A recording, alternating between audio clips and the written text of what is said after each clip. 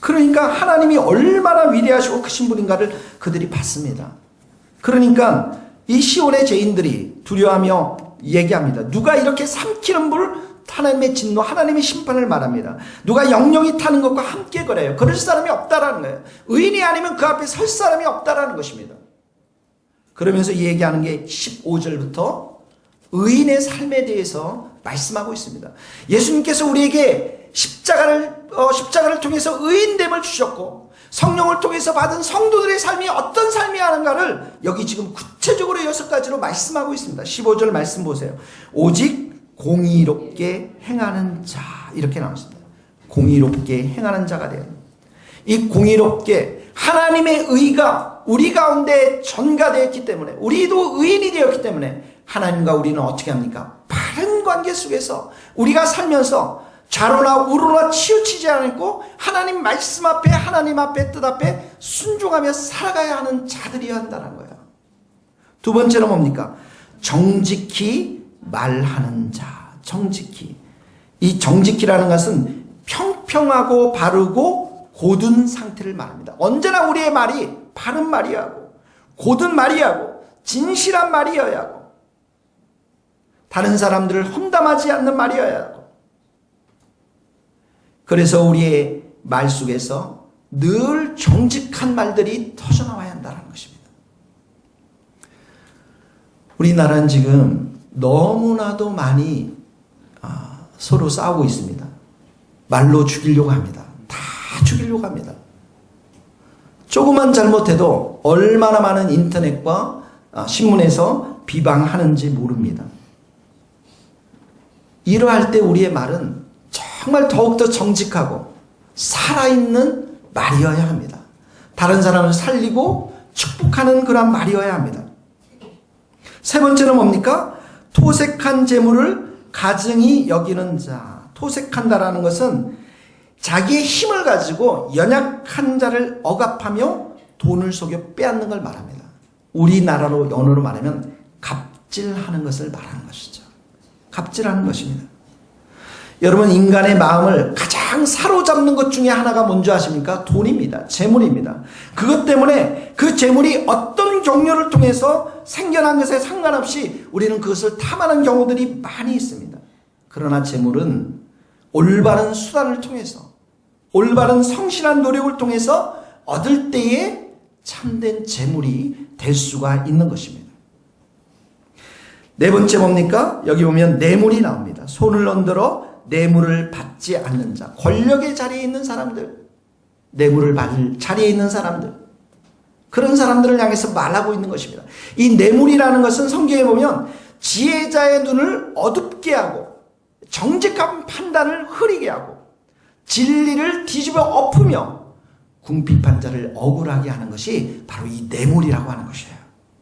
여기 손을 흔들어라는 것은 원래 뇌물을 줄 때 어떻게 하냐, 비밀스럽게 주는데 그 뇌물을 공개적으로 거부하고 자기 자신을 스스로 지킨다는 의미를 가지고 있습니다.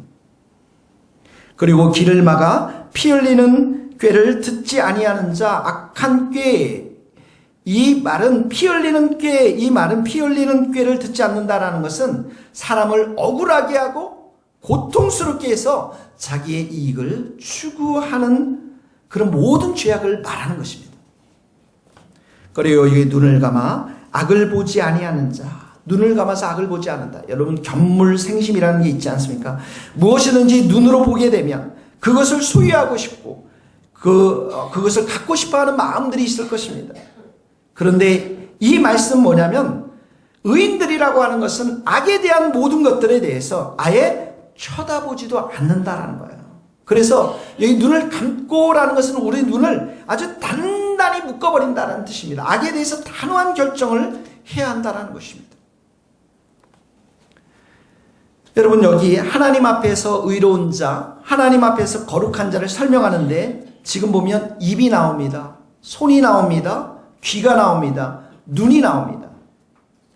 이 모든 것들 우리가 가지고 있는 것들입니다. 그리고 이 모든 것들을 이렇게 구체적으로 설명하고 있다는 것은 무슨 말씀이냐면, 우리의 신앙이 구체적인 일상의 삶 속에서 거룩과 진리를 드러내야 한다는 것이에요.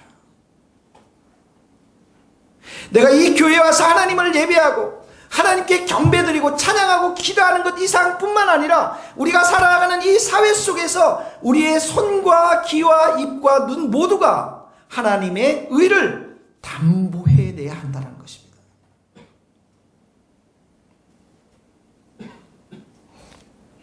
여러분, 주님은 우리를 향해서 이런 기대감을 가지고 있습니다.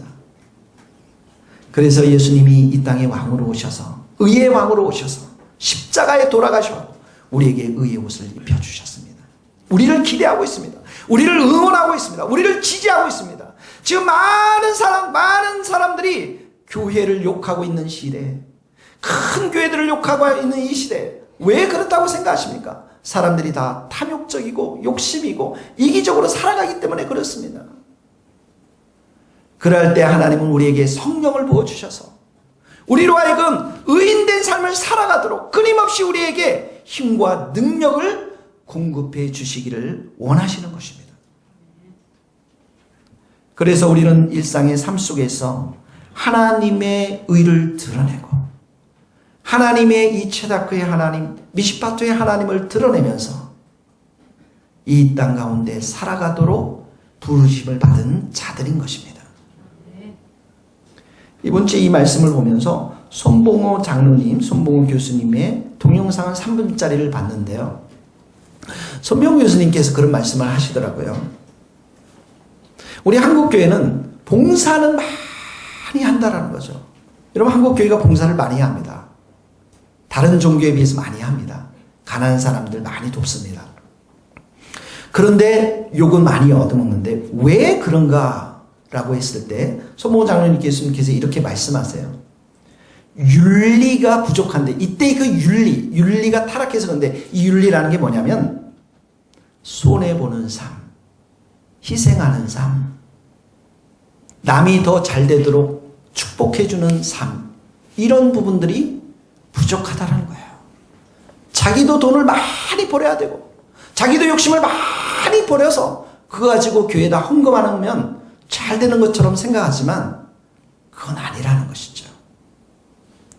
하나님께서 우리를 이렇게 불러주신 것은 우리 안에 있는 이런 욕심과 탐욕과 이기심들을 십자가의 보혈로 깨끗이 씻어주시고 우리가 좀 더 손해보고 우리가 좀 더 정직함으로 인해서 살아갈 때 많은 사람들이 우리의 삶을 통해서 하나님의 살아계심을 경험하게 될 줄로 믿습니다. 이 일 때문에 예수님이 오셨고 성령께서 우리들 가운데 오늘도 은혜를 부어주시는 것입니다. 사랑하는 성도 여러분, 이 말씀에 우리가 승리하는 자가 되려면 예수님의 십자가 앞에 날마다 나가서 예수님이 주시는 은혜와 사랑으로 충만해야 되고 매일의 삶 가운데 여러분들의 골방과 교회에서 기도 생활을 열심히 하면서 성령으로 충만함을 받을 때에 우리는 공의의 하나님, 정의의 하나님을 우리의 삶 가운데 드러내게 될 줄로 믿습니다.